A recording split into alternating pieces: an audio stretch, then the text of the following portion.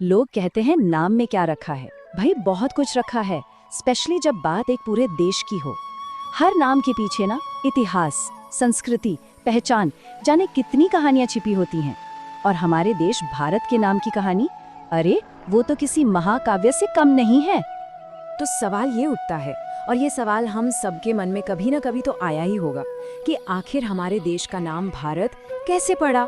अब देखिए, सवाल सुनने में जितना सीधा है ना, इसका जवाब उतना ही दिलचस्प और कह सकते हैं कि कई परतों में छिपा हुआ है। और पता है, इस सवाल की अहमियत समझने के लिए हमें कोई इतिहास की मोटी मोटी किताबें पलटने की जरूरत नहीं है। बस अपने संविधान को देखना है। उसका आर्टिकल 1, पहला ही आर्टिकल क्या कहता है? India that is Bharat. सोचकर देखिए, इतना प्राचीन नाम आज भी हमारी मॉडर्न आइडेंटिटी का ऑफिशियल हिस्सा है। तो चलिए फिर निकलते हैं सफर पर और इसकी जड़ों को खोदते हैं।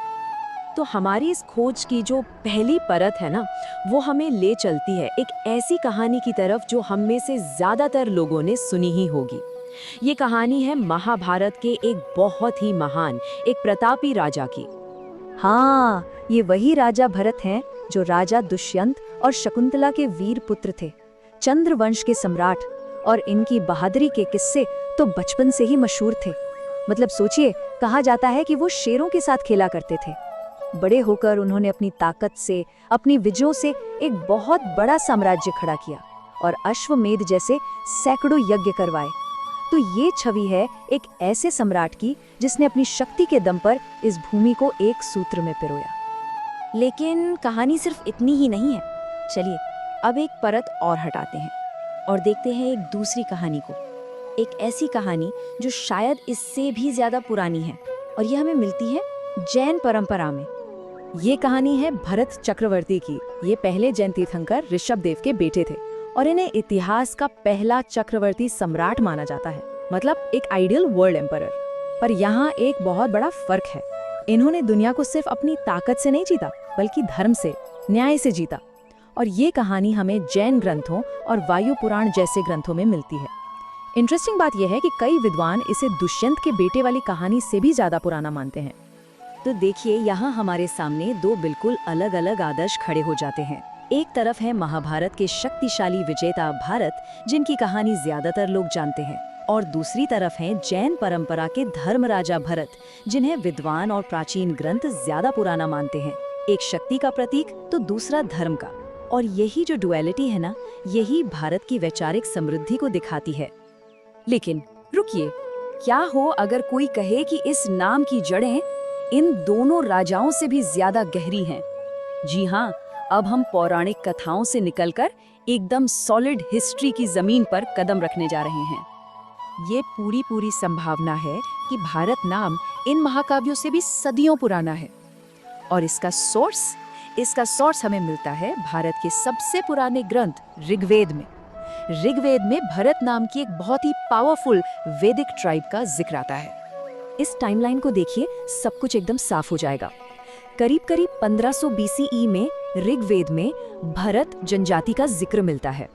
उसके लगभग 1000 साल बाद 500 BCE के आसपास जैन परंपराओं में भरत चक्रवर्ती का वर्णन आता है। और महाभारत को तो अपना फाइनल फॉर्म मिला ही लगभग 400 CE के आसपास।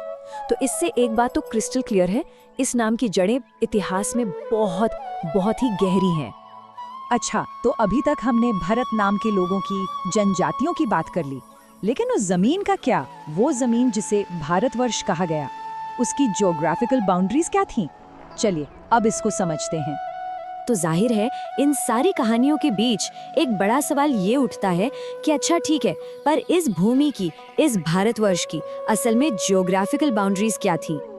और इस सवाल का एक बहुत ही साफ और सुंदर जवाब हमें मिलता है विष्णु पुराण के एक बेहद इम्पोर्टेंट श्लोक में। ये श्लोक सदियों से इस भूमि की पहचान रहा है। ये श्लोक है, उत्तरम यत् समुद्रस्य हिमाद्रिश्चैव दक्षिणम वर्षम तद भारतम नाम भारते यत्र संतति। तो क्या मतलब है इस श्लोक का? मतलब बहुत ही सीधा और स्पष्ट है। वो देश यानी वर्ष जो समुद्र के उत्तर में और बर्फीले पहाड़ों यानी हिमालय के दक्षिण में है, उसी का नाम भारत है। और यहाँ भरत की संतानें यानी भारती रहती हैं। ये सिर्फ एक नाम नहीं है, ये एक क्रिस्टल क्लियर ज्योग्राफिकल डेफिनेशन है। तो ठीक है, अब तक हमने इतिहास और कथाओं की इन सभी परतों को एक एक करके देख लिया है। अब समय है इन सारे धागों को एक साथ बुनने का और ये देखने का कि भारत नाम की इस पूरी विरासत का असली मतलब क्या निकलता है। तो कुल मिलाकर हमारे सामने भारत नाम की ये 3 परतें हैं। सबसे पहली और सबसे गहरी परत है वैदिक जनजाति की, जो हमें एक हिस्टोरिकल एंकर देती है। उसके ऊपर है धर्म सम्राट की परत, जो हमें एक राइचस रूल का आइडियल देती है। और जो सबसे जानी पहचानी परत है वो है महाकाव्य के राजा की, जो पावर और नेशनल एक्सपेंशन का प्रतीक है। और सच कहूँ तो यही इस नाम की असली खूबसूरती है। ये किसी एक सोर्स से नहीं आया, ये तो मिथ, धर्म और हिस्ट्री, इन सबको एक साथ बुनकर तैयार हुई एक रिच टैपेस्ट्री है। इसकी असली ताकत किसी एक सही जवाब में नहीं, बल्कि इन सारी कहानियों के संगम में है। और इतना ही नहीं, इस नाम के लिंग्विस्टिक मीनिंग में भी ऐसी ही गहराई है। एक तरफ तो ये एक व्यक्ति से जुड़ा है, राजा भरत या भरत जनजाति की भूमि, पर वहीं दूसरी तरफ ये एक वर्ब से भी आता है। संस्कृत की धातु है भ्रे, जिसका मतलब होता है टू बेयर और टू सपोर्ट, यानी भरण पोषण करना। तो इसका एक मतलब ये भी हुआ, वो भूमि जो अपने लोगों को पालती है, उन्हें सहारा देती है। तो सवाल ये है कि ये सब आज क्यों मैटर करता है? ये इसलिए मैटर करता है क्योंकि ये नाम एक मॉडर्न नेशन को गवर्नेंस और आइडेंटिटी के एंशिएंट आइडियल से जोड़ता है। इसके जो अलग अलग सोर्सेज हैं, चाहे वो ब्राह्मण परंपरा हो या जैन, ये भारत की डाइवर्सिटी को दिखाते हैं। और सबसे ज़रूरी बात, ये हमें याद दिलाता है कि भारत सिर्फ ज़मीन का एक टुकड़ा नहीं है, ये एक कल्चरल और सिविलाइजेशनल स्पेस है, एक जीती जागती पहचान है।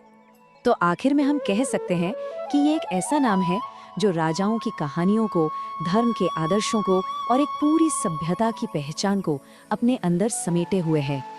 और ये पूरी बातचीत हमें एक बहुत गहरे सवाल पर लाकर छोड़ देती है।